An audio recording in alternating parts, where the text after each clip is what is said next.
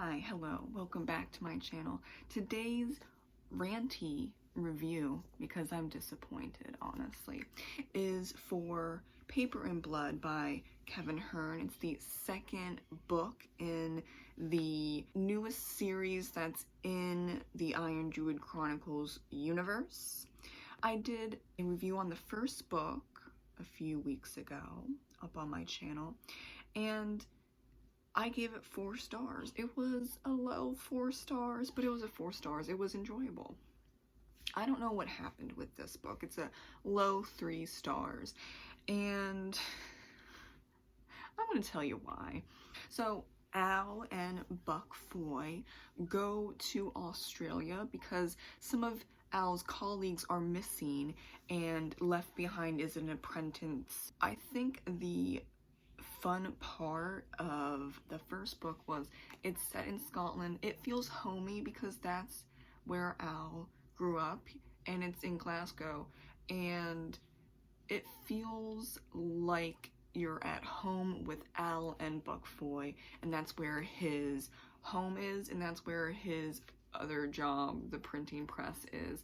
And he goes to places that he knows and they know him, so I think it feels more connected in a way. Why Kevin decided to go to Australia for this big adventure, I'm not 100% sure. I'm not even 100% sure why this is a story, like, and I'll tell you why. Major spoilers ahead, okay? I think it's a 3-book series, so I'm going off a 3-book series setup. He introduces Atticus, now named Connor, and we also are reintroduced to the Morrigan, who actually isn't the Morrigan anymore because she takes over someone else's body right when they die.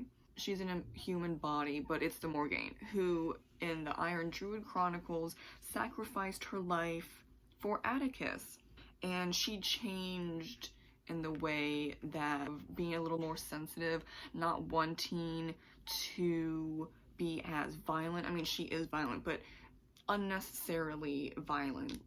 And she cares for Atticus, and that was a good end because she decided to die after, like, I don't know, is she like 10,000 years old? She's really old, okay? She's way older than Atticus, who's 2,000 years old. I'm gonna go with 10,000.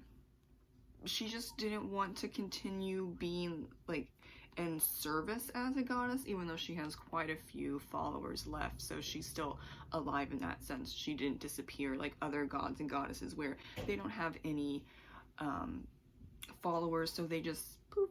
No, she just decided to go away. But okay, so you're going to bring her back for what? That's what I'm still grappling with, and I finished the book yesterday. Why bring the Morrigan back?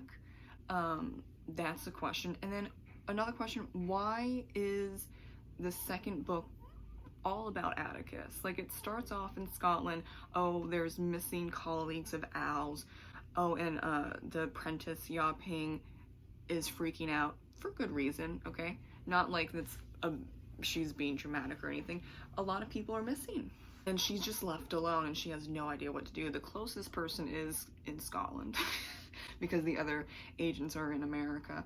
And we travel with Al and Buck Foy, and we get about halfway to the book where I start having a huge amount of problems with, because Atticus joins.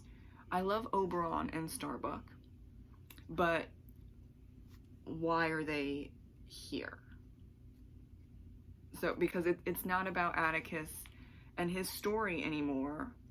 I thought it was about Al, and we're doing a whole different story, even though it's in the world of the Iron Druid Chronicles. That was the first book.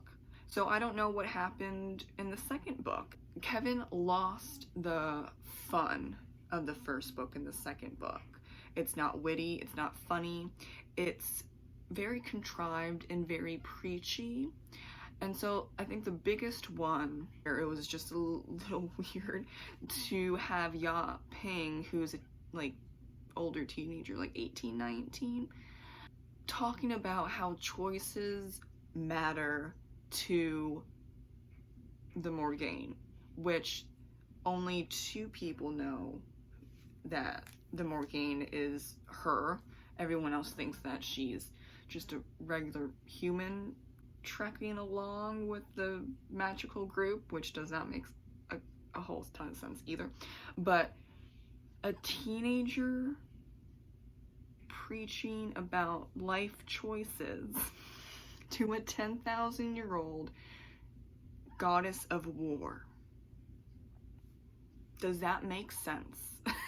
It doesn't make sense to me. The transition, first it was for like the full chapter, it was Al first person point of view.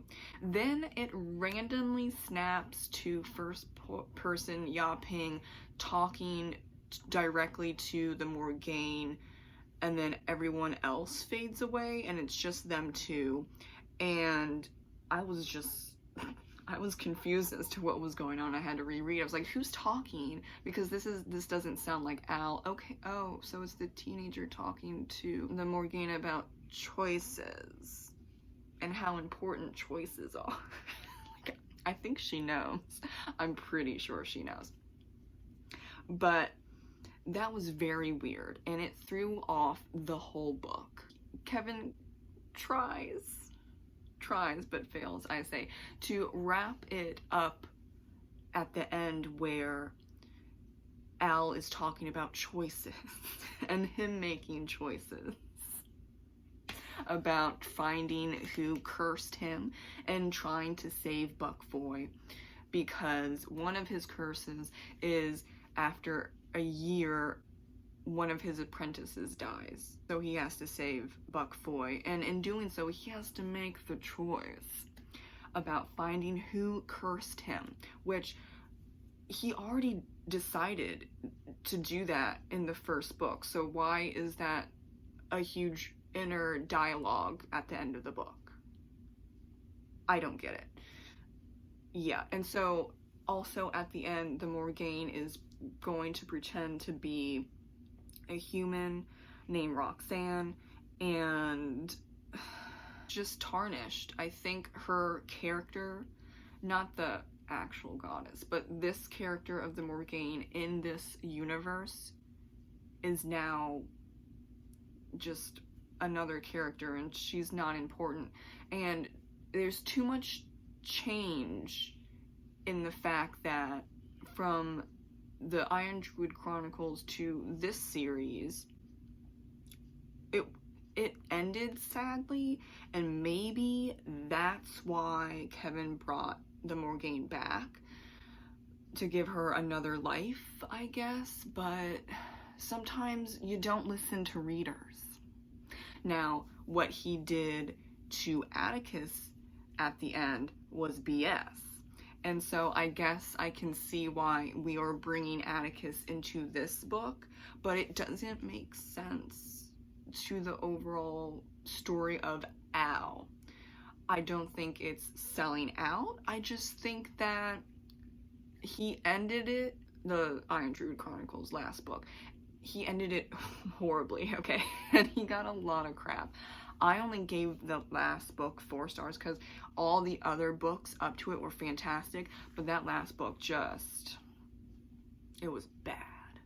Didn't end well. It's not literary fiction that you just have Atticus and his dogs just on an island depressed at the end. Like, you just won a war, and yes, you lost your right arm, and things really did horribly happen, but you still saved humanity from Ragnarok. Or are we just kind of forgetting that, trying to go down the Atticus is guilty because he's been running away from all these gods for thousands of years, right? Like, it's urban fantasy. I don't understand why that needed that problem of a book and problem of an ending, honestly, had to come into this series. It's about Al and Buck Foy and Nadia, I don't think it needed to be Atticus, and I don't even think it needed to include the Morrigan as well. Now, it would be a completely different book if you took out those two people, but I think it would have been better, honestly. It's a low 3 stars. I was really close to giving it 2 stars, but there are some things that I enjoyed. I enjoy Buck Foy. I enjoy the small bantering there is. Compared to the first book, as I said, it's not funny, it's not witty, it's not smart. It's too preachy. What you can do in the first book was he was talking about military-industrial complex, he was talking about the issues, a lot of issues with the CIA, he was talking about human trafficking and fae trafficking, he was talking about the issues of capitalism. It was funny, though. Absolutely funny. I laughed so many times in the first book. I only laughed like 3 times in this book, because if you just drop random political points into a funny conversation, or you're trying to be funny, into a somewhat, I guess you could say, funny conversation, and then you're just like, make choices or else you can kill a bunch of people because your choices suck. Okay. What Kevin did in the first book is he did that, but it was in a smart way. It wasn't just, I'm gonna throw it at you and try and make you feel like you're the fault of the world, right? Which, I don't know where or who or how, like, I don't understand why there is such a difference in books and how you go about talking about political issues. This one is just like, I'm just gonna throw it at you in the face and you're probably not going to catch it. Whereas in the first book, you're laughing, you're understanding, and then you take a moment and you're thinking and you're like, yes, I understand, I am all for this sentence, idea, you know, whatever it may be. And that was really disappointing in the second book. The next point I'm gonna say is, there are 3 filler stories. The first one is from Atticus, and it's not that long, maybe like, I'm gonna say 5 pages, and it's somewhat relevant to the story. Also, he's a druid and he tells stories. I mean, bards were the ones that told stories and memorized the whole litany of legends for the Celts, specifically the Irish when we're talking about that. He's not a bard. Naturally is good with memorization because he has to memorize druid stuff anyway. So he is a good storyteller in that sense, and it wasn't too many pages, so I was like, okay, I'll give you that. And I learned something cool about a German revenge ghosts, which I'm into that. But the second and third stories, one from Oberon, which was just a hot mess. It didn't make any sense because it was in his voice. But his voice in the Iron Druid Chronicles made sense. It was funny, and it was, you can't like take it seriously, but it made sense. And this story, which was like 3 or 4 pages, what was the point? What was the point? Nothing. It was nothing. And then Buck Foy's story was like 15 pages, and you could make that into a short story or maybe even a novella and put that up on Kindle and make it a 0.5 prequel whatever for readers, because it's about one of the hobgoblins that's very famous, but she also died during the Iron Druid Chronicles fairy revolution that did not end very well. So she's well known in both series, but 15 pages? Why? It didn't make any sense. It's filler. And the point that Kevin was trying to make, and he said it at the end of each short story, was revolt, power to the people, make good choices. Which is so stupid. You don't say at the end of each story, just point blank, period, this is what it means. Maybe your readers aren't that stupid.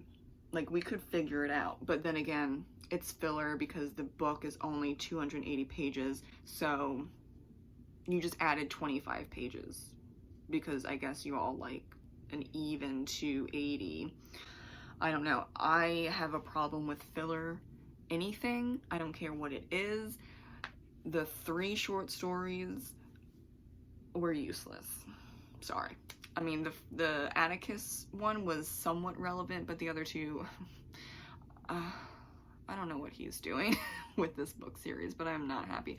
Another thing, lastly, what I'm really not happy about is trying to neuter the Morrigan and other Irish gods and goddesses, but we're mainly focusing on the Morrigan. They were kind of doing that at the end of the Iron Druid Chronicles because so many people were saying the goddesses are too violent, they're too sexual, they're too aggressive, you need to compromise with the men more.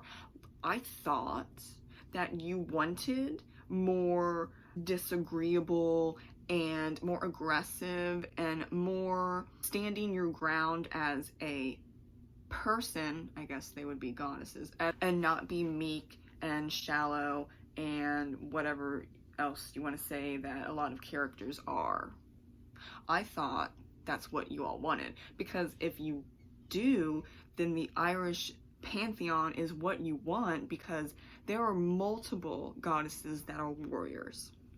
How many other pantheons have multiple female warriors that are also goddesses and also do other things? Like Breed is goddess of art and poetry, but she's also a warrior goddess. The Morrigan is the choser of the slain and of war and death, but she also looks over for fate. They are multi-dimensional. They are warriors. They are aggressive, and yes, they are sexual. Like I thought, because so many freaking people love to say it, I want to see a woman that owns her sexuality. Literally what Irish goddesses do, even if they're like a mother goddess, they still have agency. Like all these goddesses have agency. I don't know where we're trying to neuter the Morrigan. If you want a neutered goddess, then go somewhere else. Like, don't choose the Irish or Celtic pantheon. You're not going to be pleased. I know that he knows the Irish stories, myths, legends of these goddesses and gods, and because I've read them too, and I knew he was doing, in the beginning of the Iron Druid Chronicles, following what was in the text of the Morrigan or, you know, Ogma or whoever, because it was accurate in the beginning. But then we're on this one now, and so the Morrigan is putting up with a teenager preaching to her for like 5 pages about making good choices, and she wants to be a human and live a human life. Why would a 10,000-year-old goddess listen to a teenager?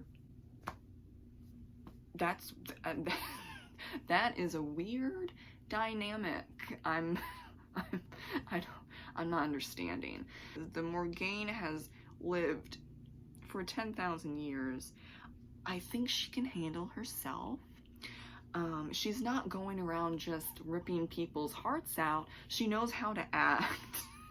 She's not a bloodthirsty person. She's only bloodthirsty when she's on an actual battlefield. Not going down to the grocery store and ripping your face off and then eating it.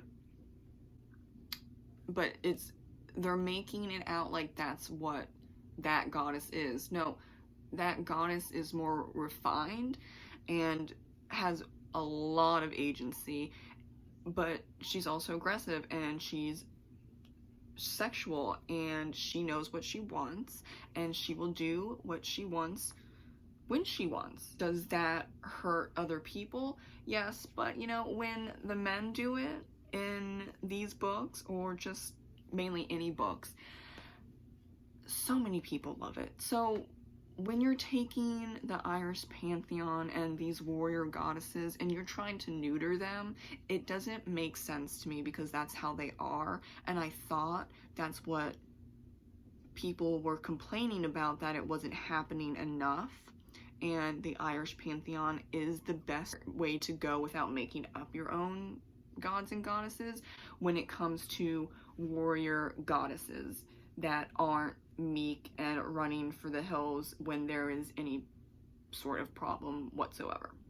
So I don't know why he's deciding to just completely change the Morrigan in general, but it's disappointing, because she's a fantastic goddess and there's so much history behind her and so much interest and care thought out, honestly, about the Morrigan and what she represents to Ireland and Irish paganism and the history of warrior goddesses, specifically in Ireland, but also the Celts overall. So specifically because he brought her back in this book and she's like changed, she's trying to be a human. I don't know if that's gonna make it funny for the third book or whatever.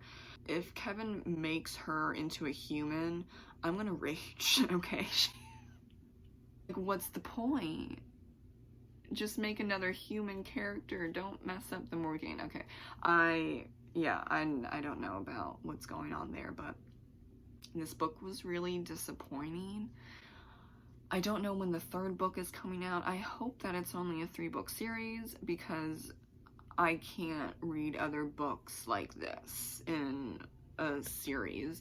I can deal with reading the last book and getting closure, which I don't know if he's great at closure anymore, because the Iron Druid Chronicles was not closure at all.